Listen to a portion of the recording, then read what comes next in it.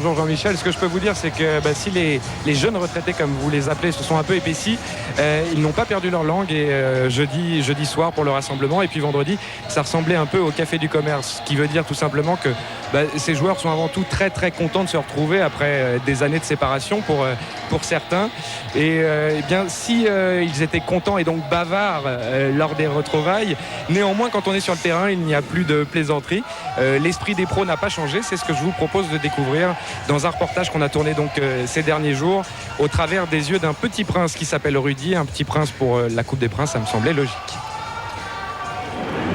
S'il te plaît, dessine-moi un champion. En l'an 2000, le petit prince s'appelle Rudy et il a 10 ans. Et son vœu, Jean-Pierre Papin l'a largement exaucé en conviant 12 équipes d'anciens pros à retrouver le terrain. Parmi eux, Bruno Bellone, Didier Six, Roger Milla et l'ossature de la grande équipe de l'OM, championne d'Europe 93. Mais à cette époque-là, notre petit prince était à peine né. Quel joueur vous aviez envie de voir? Moi j'ai Papin. Seulement hier, JPP et les siens étaient en tribune, éliminés la veille par des Nantais encore verts et talentueux, comme ce coup franc superbe en témoigne. Pas Paris, donc c'est un gros problème quoi. Ouais. Effectivement, Paris a également chuté, dernier d'une poule qui lui opposait Bordeaux et Strasbourg. Mais là n'était pas l'essentiel. Cette première Coupe des Princes a surtout permis à 250 anciens professionnels de renouer des liens souvent distendus. On faisait chambre ensemble, au Touquet. Ah non, si. Non, t'étais pas. Non, j'étais pas là. Quand on va, on peut devenir rien. Je peux pas espérer. C'est le buteur, lui. Je peux plus espérer. Le dernier but, ce matin. Entre-temps, Lyon en avait encaissé 7 face à Montpellier. Un ancien pro garde l'âme d'un pro. Et pour eux, le terrain ne sera jamais une plaisanterie. Quand on est habitué à la compétition, on ne décroche pas comme ça, on a envie de gagner. Ouais. Hier, jour de demi-finale, notre petit prince est un peu perdu. Les visages ne lui sont pas familiers. Des joueurs que vous connaissez? Ouais.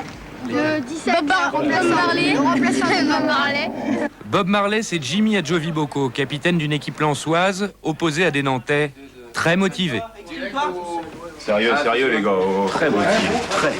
On n'a quand même pas fait les efforts de se qualifier pour demi-finale pour craquer maintenant. Et ça s'est bien passé jusque-là, les gars, mais les deux premiers matchs, c'est des entames de match, les 5-10 premières minutes, on n'était pas en place du tout. Et les consignes de l'entraîneur paient. Nantes réalise une entame de match quasi parfaite et mène très rapidement 2-0. Mais Lens s'accroche, égalise et s'imposera même au tir au but. Lens, premier qualifié pour la finale.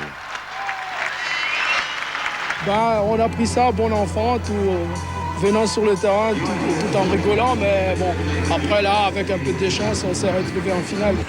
Et Lens sera opposé à Montpellier, l'équipe la plus impressionnante jusqu'à présent.